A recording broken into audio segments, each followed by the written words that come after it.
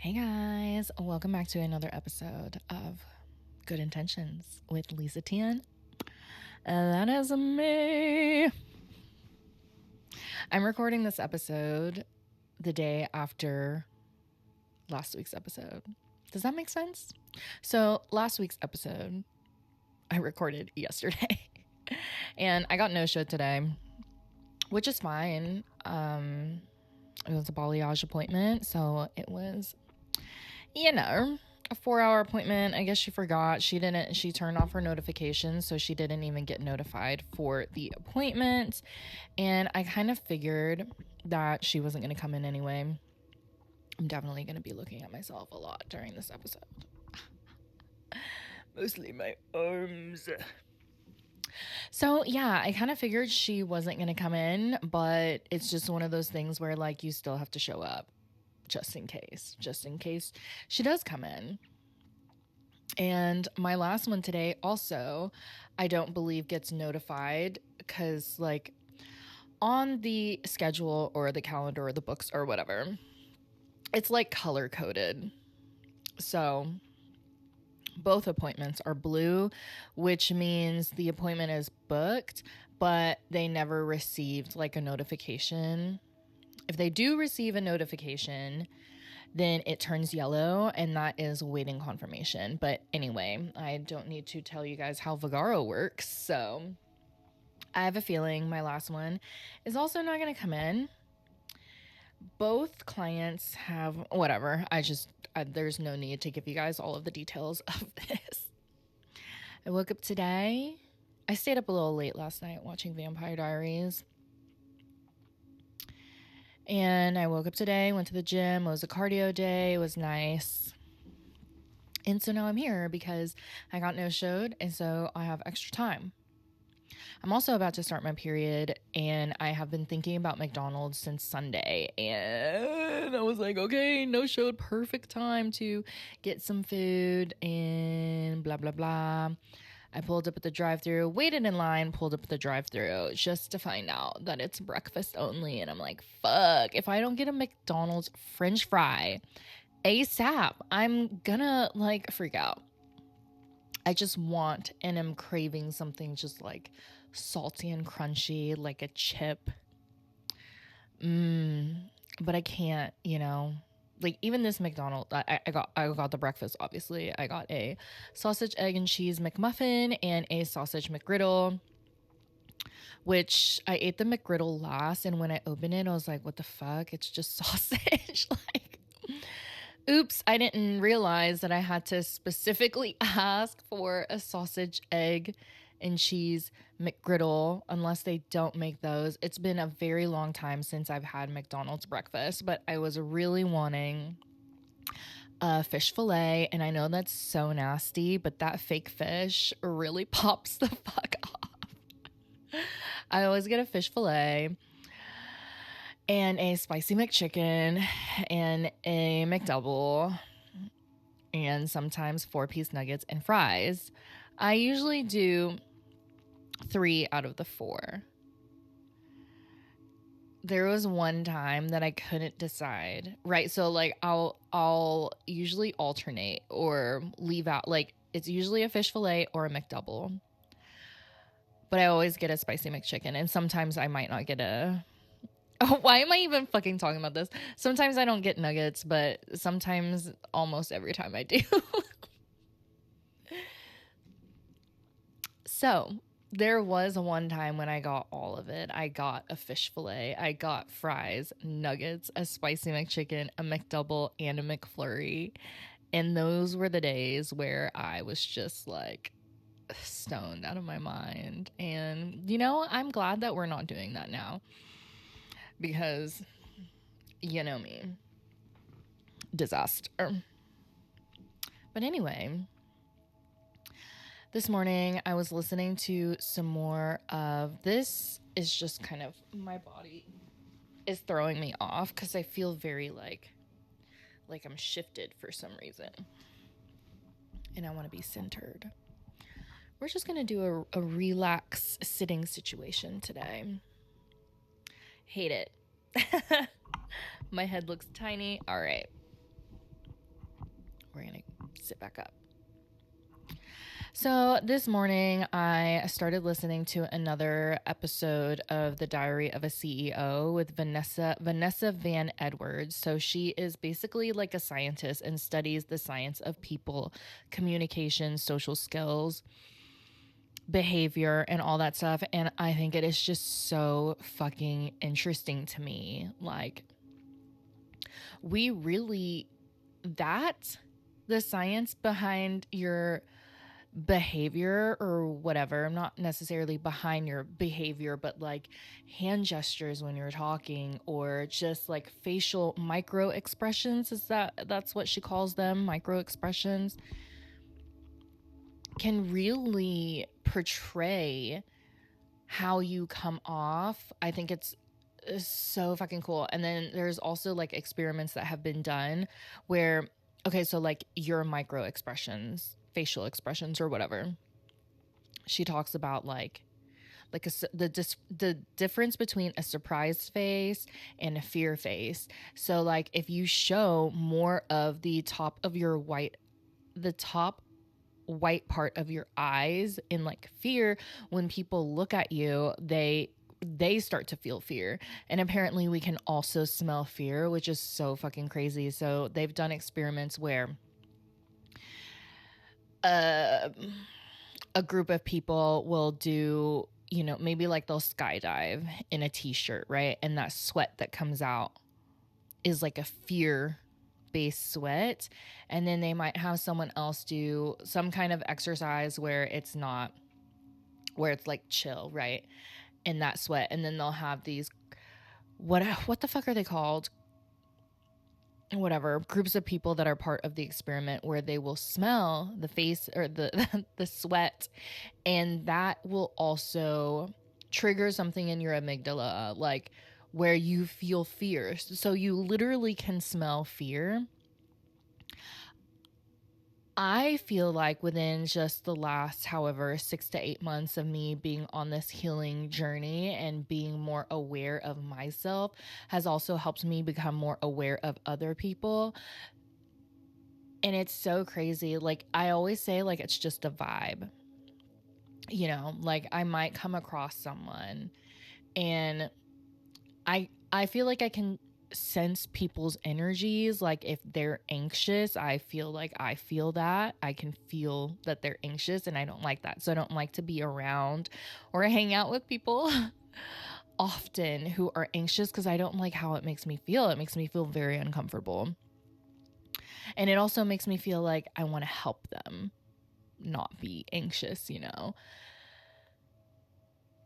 I think it's just so crazy. So that's something that people have asked, why I like where I'm at now versus where I was, because it is literally just the energy and the vibe. Like when you walk into a room, you can feel, or maybe you don't, I don't know, but I can feel the energy in the air. And sometimes it feels really like heavy. Sometimes it might feel very like overpowering. So it's if people are already getting worked up with emotions, like already frustrated, like you can feel it in the air. And I hope that when I walk into a room, that people can sense my energy. And I want to say that my energy most of the time is just like a bright light energy. Like, unless when I'm at the gym, it's different. And I want to change that. So I've been listening to these podcasts because I want to change how I am at the gym, because I feel like a lot of us have things in common. People that go to the gym, people that are working out, you're wanting to grow, you're wanting to better yourself in some kind of way, physically mostly, but with that also comes like a growth mindset, because you can't hate yourself into changing your body, like you go to the gym because you are doing what is good for you. Like you're moving your body. And anyway, all of that to say that my future boyfriend or partner, I would like to for them to work out. I don't think it's a complete deal breaker, but who's to say that my next partner I won't meet at the gym, you know? And if I'm refusing to make eye contact, or I'm completely looking in the opposite direction of my gym crush, they are not going to approach me. And I would like to work on that so I don't have to be the one to approach them, right? I want them to think that they made the move. And you just learn to drop the handkerchief. So Vanessa, in one of the episodes, she talked about, and I forget the percentage that she used, but a lot of people think that they're giving these cues or clues that they're like attracted to someone, but they're not. Like, you kind of have to like overdo it, because most of the time you think you're doing it and then the other person has no idea that you're into them. And she says that all you have, like, one of the things that you can just do, and it's how you say it, is just say, hey, like literally like that. Hey.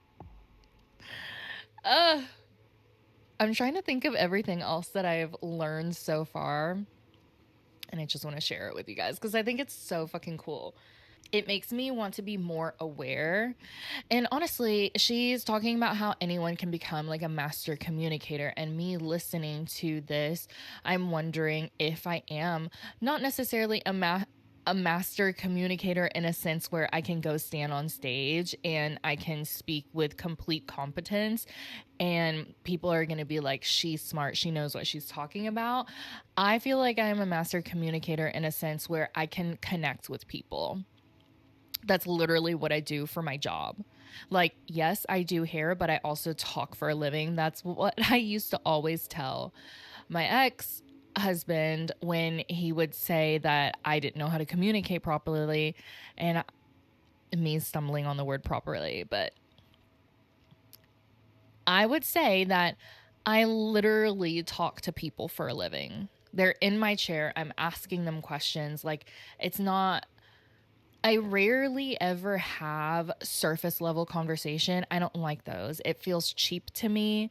You know, I might start off by asking a couple questions where it might be a little more surface level, you know, but I always like add to that, or whatever I ask more questions, or I do what Vanessa Van Edwards mentioned is like a Me Too moment where someone says something and you agree, not necessarily you agree, but they might say, oh, I love Glenn Powell or whatever, he's a great actor, and you can be like, oh my god, me too, he's so hot, blah blah blah, and then you kind of get into it, and then you might, oh, have you watched this, have you watched that, did you know that he was in Dallas and his sister just got married, or blah blah blah blah blah. Like, it's just, you're connecting threads together, and in turn you are connecting with this person. And one of the things that she said also is that they did an experiment or something, some research found that people who are the most likable are likable because they have a long list of people that they like. So if you like more people or a lot of people, that makes you more likable. And a lot of people think that it's just about them, like how they should show up, how they should speak, how they should behave, or whatever is going to make them likable. But really, it's the fact that you're able to make friends and connect with other people, and that you like them, so they like you. And that is just an energy that you radiate. So again, I'm listening to all these, and of course there are things that I would like to work on and shift, but I'm like, oh my god, like I'm kind of doing this. I think at work, one of the girls asked me if I had any clients that like I hated or got on my nerves, and I was like, no, absolutely not. Like, even if they are,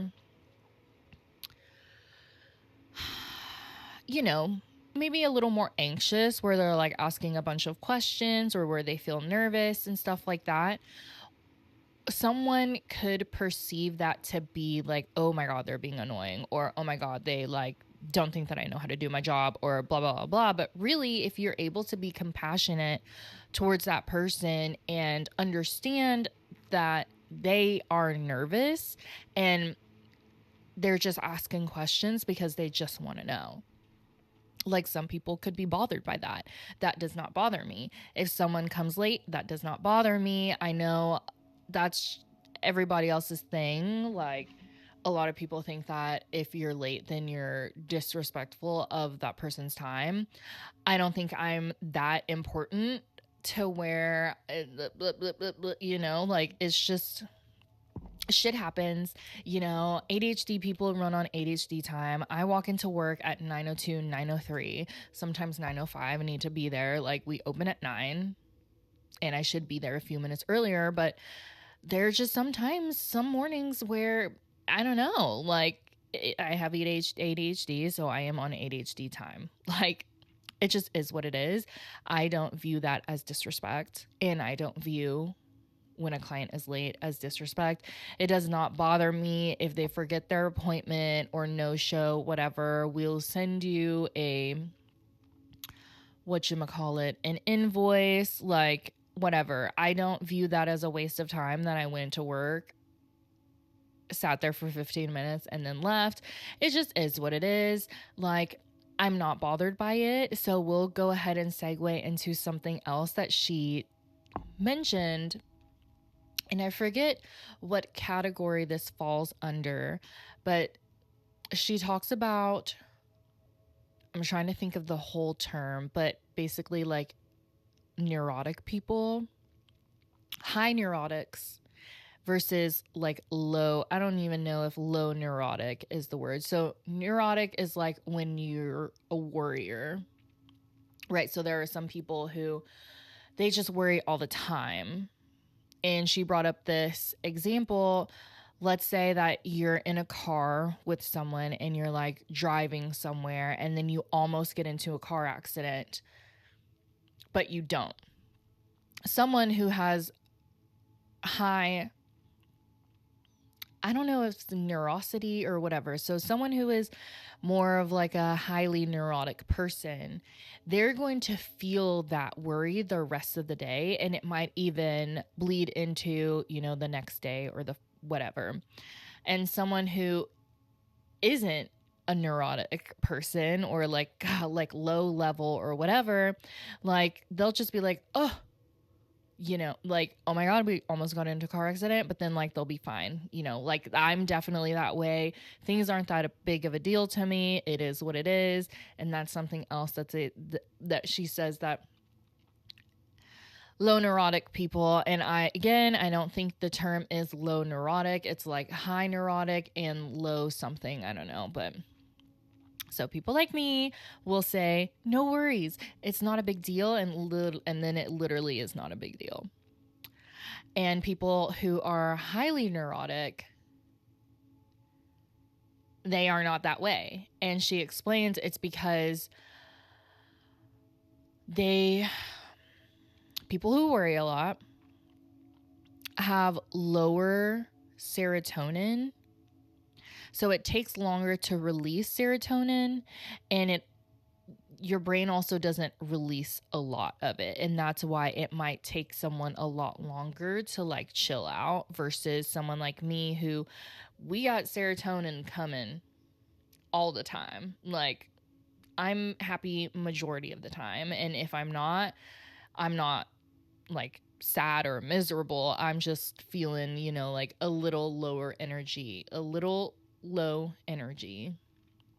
And that's just what it is. And I thought that was really cool for her to explain like the science, literally, like your brain chemistry is different. And that's why some people worry all the time. And that's why some people don't.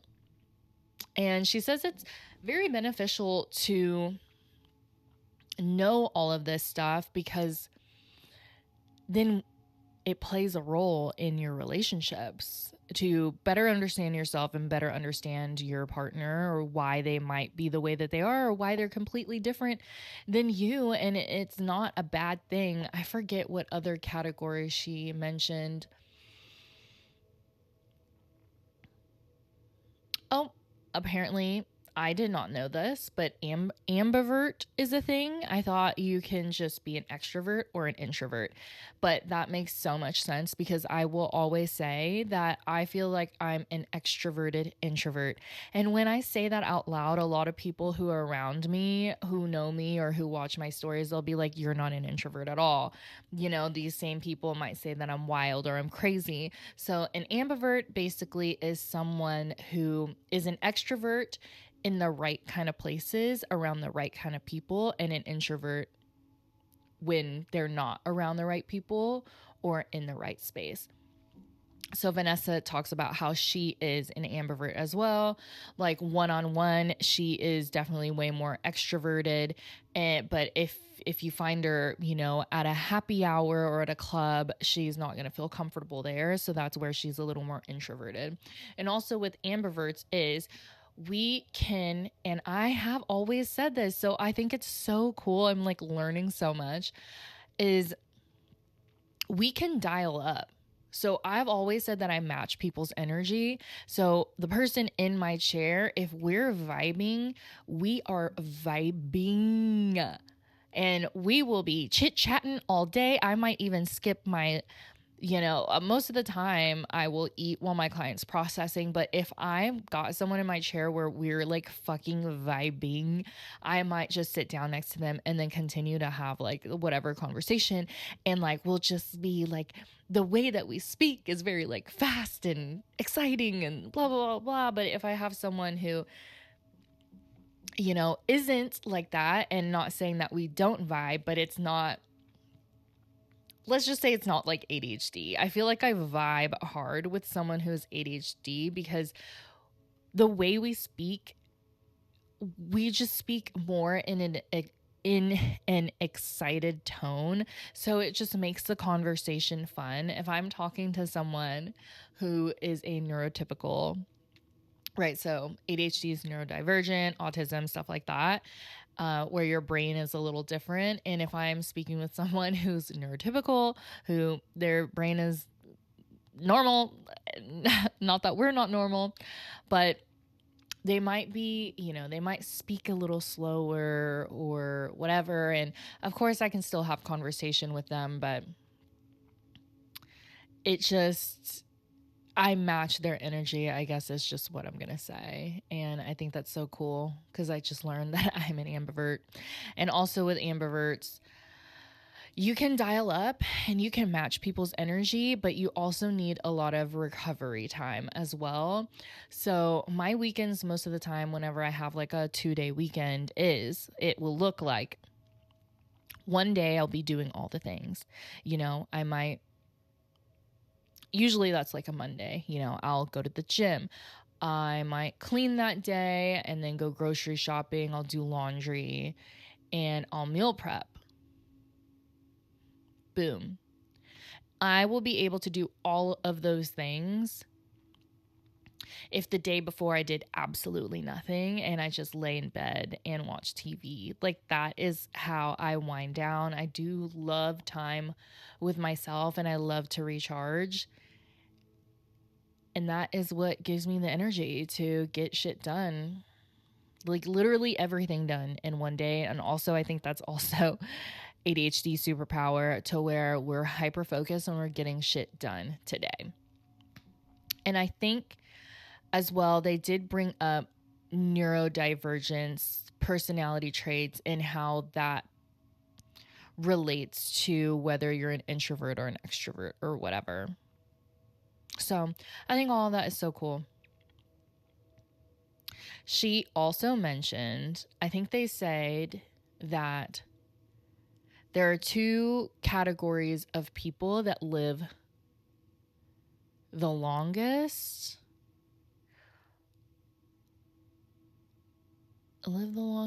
So like extroverts will live the longest because they like being around people, and being around people means you're connecting with people, and it means that you have a support system so you don't feel alone, and that means you feel more happy and you're more likely to talk about your problems if you have issues or whatever. And when you talk about your problems with your support system, they kind of help you, and you kind of help they kind of help resolve the issue, right? They kind of level with you and make you feel better. And she says one of the groups of people that don't live the longest is the worrier, so the highly neurotic person, because you're literally worrying yourself to death. So that spike in cortisol, your stress hormone, it can truly make you sick. And I think I've mentioned this in one episode before, where your mindset is so important. And if you're negative and you're stressed, if you stay in a toxic relationship or stuff like that, and you're constantly feeling that stress, that means your body is like on and it's going and it's overworking to like find different ways to help you feel safe, but you're not safe, and you're never going to be safe because you're in this environment, whether it's with someone else or whether it's within yourself. Your body reacts in a way where you can't release these energies. So your body starts breaking down, your mind starts breaking down, and you're more prone to depression, anxiety. Chronic stress can lead to actual physical stuff more as well as mental. So like you could get sick, like actually get sick, whatever kind of autoimmune diseases and shit like that. So that might sound a little woo-woo, but I mean, it's science and it's facts. And that's why being mindful, meditating is so important. So important, because you're putting in the work to de-stress. And some people are not aware that they are stressed. And that's also an issue, because if you're not aware, then you don't know. And what you don't know, you don't know. So you literally could be waking up every day, your life every day, you're in chronic stress and fight or flight, and your body is overworking. You feel fatigued all the time. You never feel recharged. You feel like every day is just like dragging on, and oh my God, when do I get a break? It's like so terrible for your mind, body, and soul. Like, that's real shit. So yeah, being aware of yourself, so important. So important to be aware. Because when you're more aware of yourself, then you're more aware of others. When you're more aware of yourself and the red flags that you might have and the toxic traits that you might have, then you are more aware of other people and their red flags and their toxic traits. But you're also more aware of positive, happy things as well. So just putting that focus on growing, having a growth mindset, growing in more positivity, then you will see more growth and more positivity. And she also mentioned there was this experiment with people, focus groups, I think is the fucking term or word that I was searching for earlier. But she said there was this experiment that they did with people who view themselves as lucky and people who view themselves as unlucky. And they gave them the same experiment. It was count all of these something on a newspaper. I forget if it's like job ads or something, but they're or movie labels or whatever it was on the newspaper. They had them counted. And people who found themselves, who identified as being lucky, one of the labels on that newspaper said, you can stop counting. There's 46 of whatever that they're counting, right? So the people who identified as lucky, So lucky, I'm positive everything's working out for me. They all caught that little bit, stop counting, there's 46 of these. So then they close the newspaper, they stop counting, oh, there's 46. People who viewed themselves as unlucky miss that part. And so they're counting, recounting, and they were more likely to make mistakes and get the wrong number. So it really is how you view yourself and your perception in life. Also, so important. Oh, because I think that everything's working out for me and I'm view myself as a lucky person, I basically nailed this experiment, and the other people make the mistakes because they're so in their heads about it, and they like think, oh, I'm not going to get this right, and therefore you don't, because you just manifested that, because that's how you feel about yourself and the world. So that's all you're going to get is how you feel and what you think. And I've said that in every episode. How you feel and what you think. So important. And you can completely change those things. How do you change them? By being aware. And when you're aware, you know what to change and where to change. I'm trying to think of something else that she said. I feel like all of this stuff is like so cool and it's so spot on. Oh, she also mentioned there was this one experiment where she hates when people say just smile. She would rather you not smile than fake smile, because everyone can tell a fake smile versus a real smile. And I think it's a little harder if you have Botox, which I do. But real smiling, she says, reaches up to like your high cheekbones. And when you're fake smiling, like, you know. And so there was this experiment where, and most of the time you can't tell, like you yourself can't tell maybe if you're fake smiling or like really smiling, but she had photo taken. It wasn't her per se, but the experiment was of a person fake smiling and real smiling. And the experiment was they had other people look at both photos, and they were able, like by looking at the photo, and also, side tangent, your facial expressions that you make can also dictate how you feel. So if you're fake smiling, you might not feel happy, like actually happy, like that. It can make you feel more, I forget the word, maybe like a fraud or something like that. She says facial expressions of someone who's contempt. So like smirking, like a half smile. She said that can also make you feel like you're better than, like just whatever contempt is, where you're better than other people or whatever. And if you're like actually really smiling, then you're more likely to be like more happy. And they also mentioned, she calls it a resting bothered face, RBF, resting bitch face, whatever, that just being aware of like your natural face. So she mentions that her mouth just naturally like points down.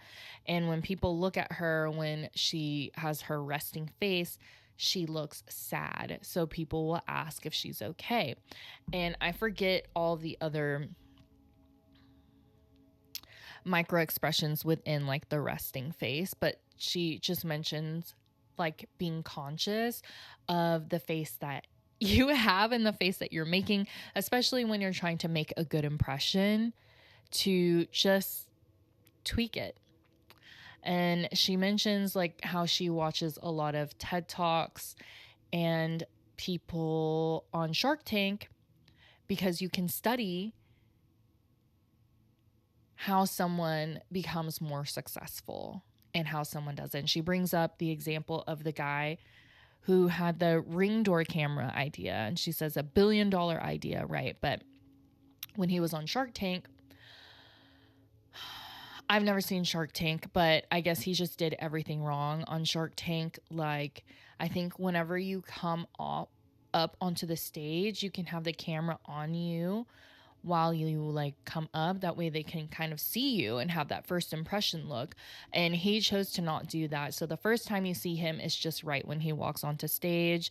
And I think I forget exactly what she said, that he might not have had enough warmth or whatever, or maybe he was nervous, but just based off of his behavior, his micro expressions and stuff like that, that he didn't get the bid that he needed or wanted, and that the sharks or whatever people like didn't really like him and he wasn't that favored. I mean, he's completely successful now. He's gone on to sell or whatever, and we all know what ring door cameras are. But I thought that was so cool that like she studies these, and yeah. She also says you cannot be successful if you don't have people skills. So a lot of people they might be like extremely book smart, and they try to like convert that like the book smarts into the people skills, but it doesn't work that way because it's different. And if you can become like a likable person when you're aware of like what you're doing and what you're not doing, and then learning what to do and making those changes that are actually like natural to you. Because, and I don't know the name of this guy who is the interviewer on the Diary of the CEO. I just happened to watch some of his interviews, his podcast. And what did he say? He said, so if he wanted to become a more warm or now whatever person, does he have to do these things? And so she writes books also. I forget the number of different cues that you can have, but she said there are some cues that she doesn't use because it doesn't feel natural to her. So learning all of the different things that you can,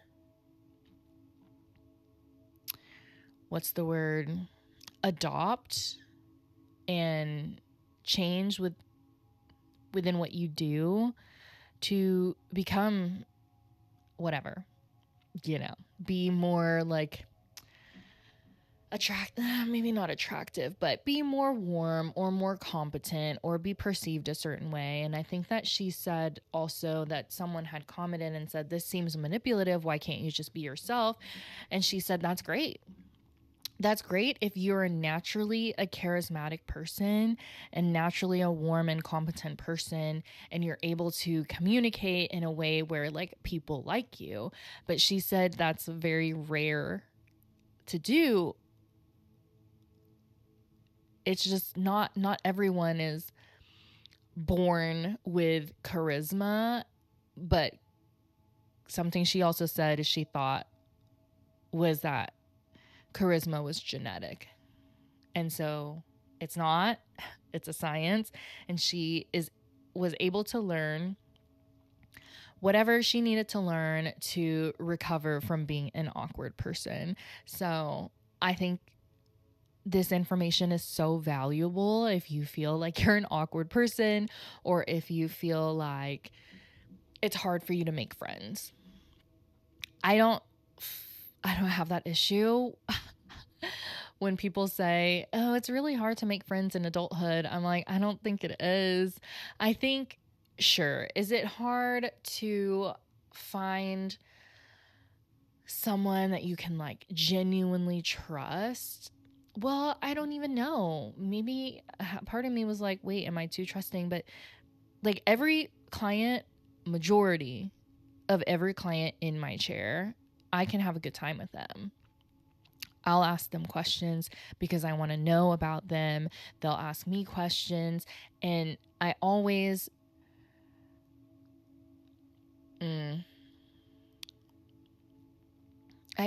say more, like I don't just answer the question. I will answer the question and ask another question, or I'll answer the question and give a story or an example or a joke to make them laugh. And you kind of just work off of each other's energies, and it just kind of like piles on, and that's how you communicate, and that's how you have a good time with someone.